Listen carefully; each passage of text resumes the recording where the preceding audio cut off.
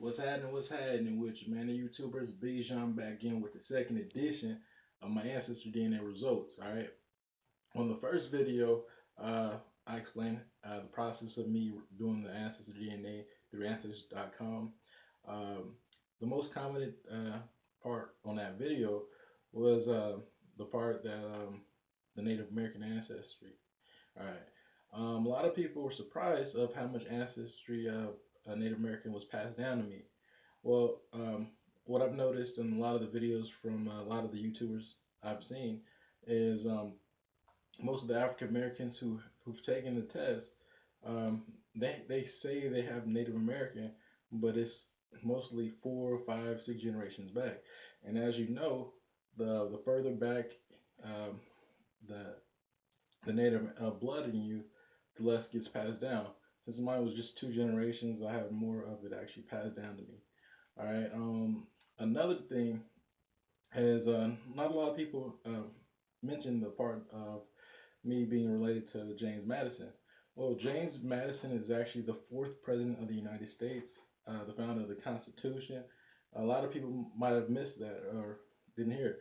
Well, he's actually related to me um, through my mother's line.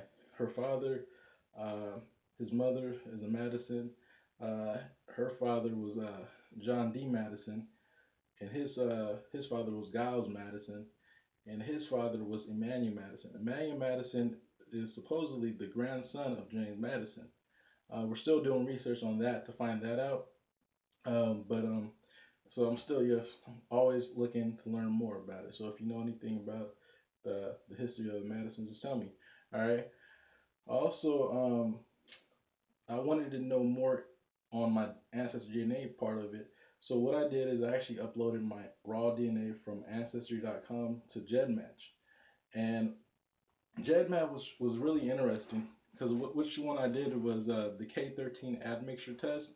Um, Let me run down the results to you guys. All right, the first one was sub-Saharan African. I was 59% sub-Saharan African. That was my highest result. On the ancestry DNA, I was at 67, so 8% was the difference. So it was a huge difference. The second one was 18.33 pure Native American. Remember, on the ancestry, I was about 20%, so it's pretty close. And moving on, the next region was actually 6% Northeast Atlantic, which is like that was my Irish genes. So that was pretty much the same as Ancestry DNA also. The next one below that was actually 5% Northeast Africa, which is Africa, which is Egypt and Sudan. So I didn't really have that on my Ancestry DNA. But if I add that, my Northeast and uh, my Sub-Saharan, that brings it up to 64, which is still a little bit less than Ancestry. So I didn't know I had like some Egyptian blood in me. That was very interesting to find that out. Also, the next after that was 3% Siberian. Siberian, I would actually include that with my Native American because I had no ancestors living near Siberia. So, so if I add that 3% to 18%, it brings it up to about 21% Native American. All right, the next region is actually the Red Sea slash Middle East. I was about 3% Middle Eastern also. So that was very interesting to find out I have a little bit of Middle Eastern in me.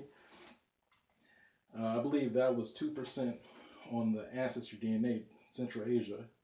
All right, so the next one would actually be the East Asia. I was at about 1%, and I believe that's part of my actual Native American also.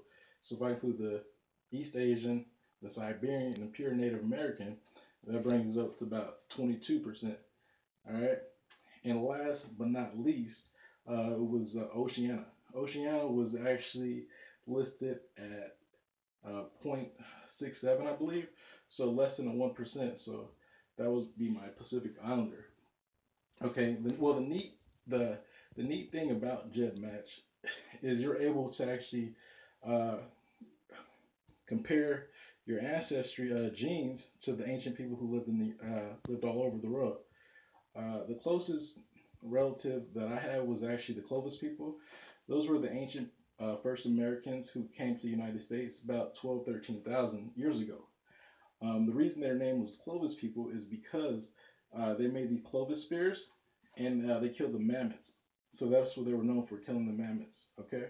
Um, One thing I would mention about the gedmatch is, or what I would request for them, is to improve the abbreviations so people actually know what these ethnicities are. Because most of them it was like AR, AS, AI. So most people don't really know what these words are, where these ethnicities are.